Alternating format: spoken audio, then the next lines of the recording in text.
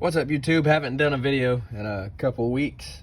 Been fighting off a cold, and really I'm just now getting my voice back. But today we're going to talk about something knife I really love. And that's the Reeve Sebenza. This is the 21. This is large. Obviously, this isn't the single blade. This is just a normal standard. Can't remember if it's called a clip or a drop point, but you see what it is.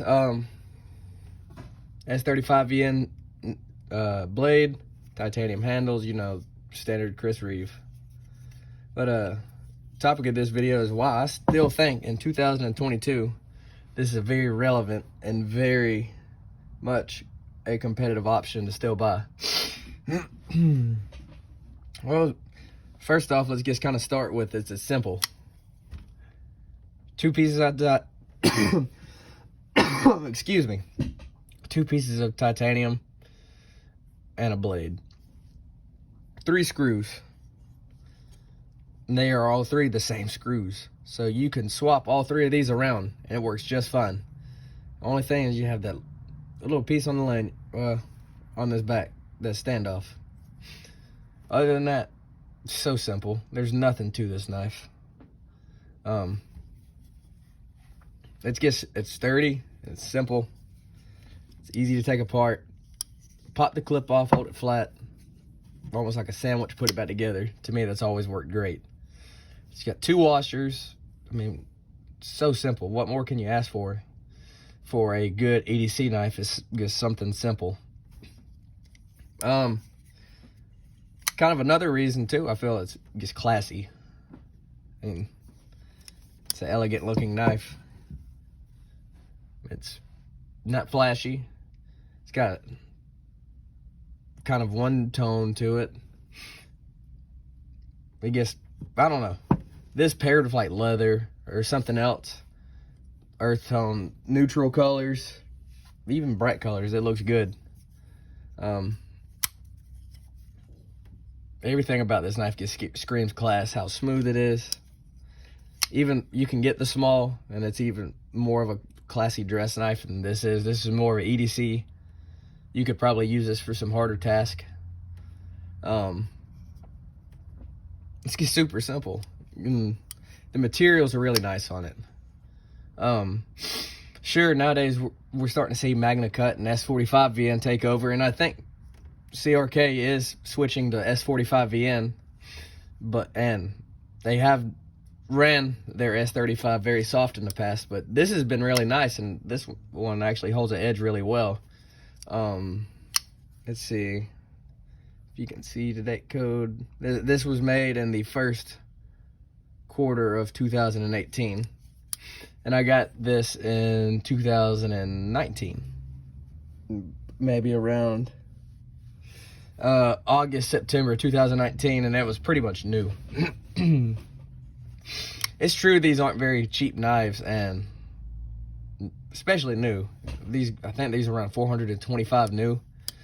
For the 31, which is the new one, the only difference is obviously the hole, and the lockup's a little bit different on the new ones.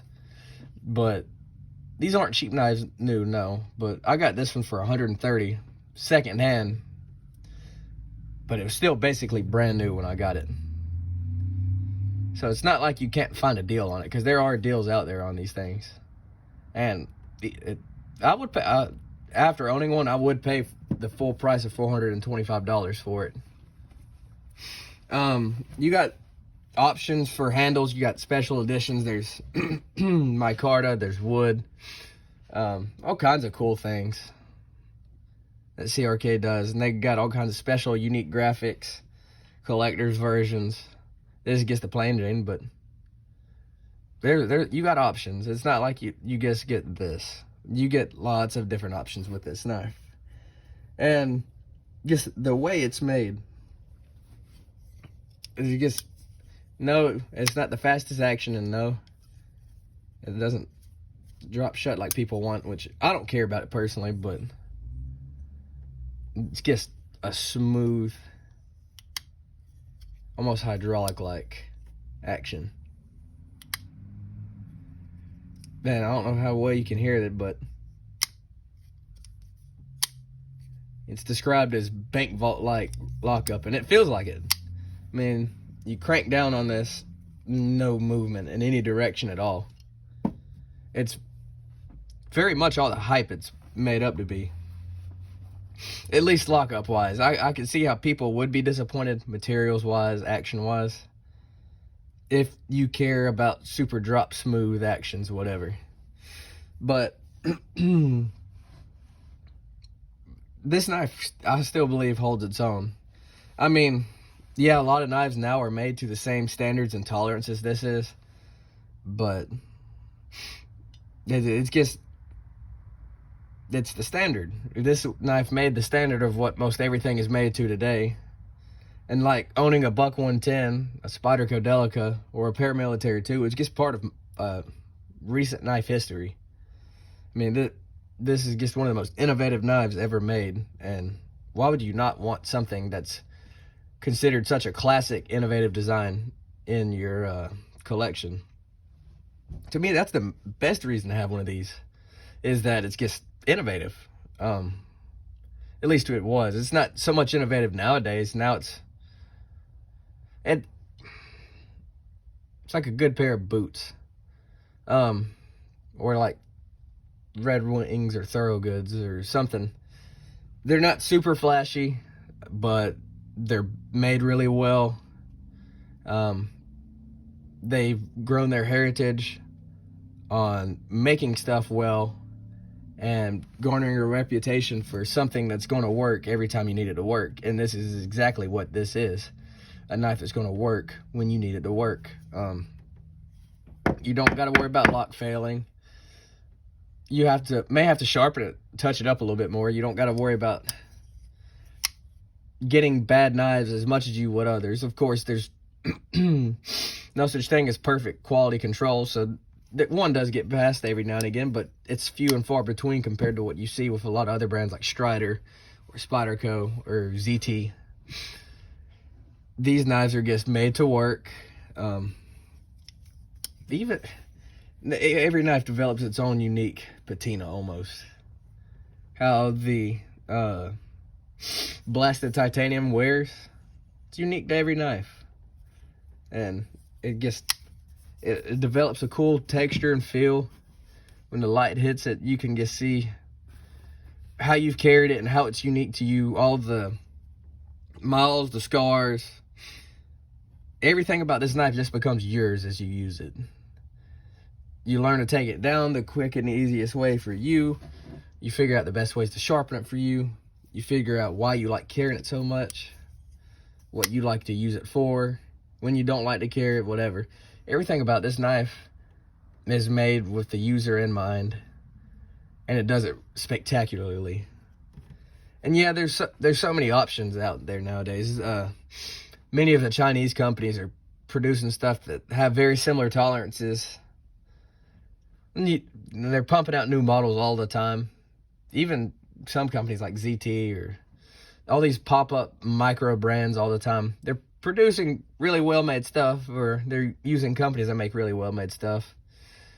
But I promise you, in 20, 30 years, more than likely, this knife's still going to be being produced in some shape, form, or fashion. And some of these new models, they're going to be obscure, thing of the past, discontinued. At least most of them. This will still be around, I think. I feel like this knife specifically, like mine, I will still have in 20, 30 years. I still feel like it'd be a usable knife. I've sharpened this knife several times. And obviously, you still see I got plenty of blade left in it. Got a few scratches on it here and there. A few dings on the tip of the blade. Got somewhat of a... I had a mirror polish on there, just to see if I could do it. Not a huge fan of mirror polish blades, but everything about this knife is just well made. It's easy to maintain. Like I said, it's 3 screws, 2 washers. It just screams elegance and class, and it's just simple.